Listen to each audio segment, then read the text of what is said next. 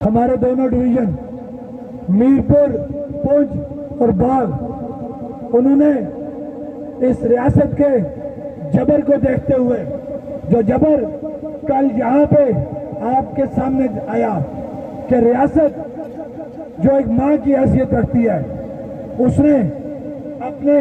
سہولت کاروں، اپنے دلالوں کو آگے رکھتے ہوئے، پولیس کو ساتھ رکھتے ہوئے، اداروں کو ساتھ رکھتے ہوئے اپنی عوام کے اوپر اسٹیٹ فائرنگ کرائی۔ یہی جبر پوری ریاست کے اندر ہو رہا ہے، جو اس سے پہلے 78 سالہ تاریخ میں کبھی نہیں دیکھا گیا۔ آپ ایک طرف اس کافر انڈیا کی بات کرتے ہو، وہاں تو بات سمجھ لگتی ہے کہ بحیثیت مسلمان کشمیری اپنی آزادی کی بات کرتا ہے، اپنی ریاست کی بات کرتا ہے، تو اس پہ وہ ہندو، وہ کافر ظلم کرتا ہے۔ لیکن ہمیں یہ سمجھ نہیں لگ رہی کہ یہاں پہ تو ہم مسلمان،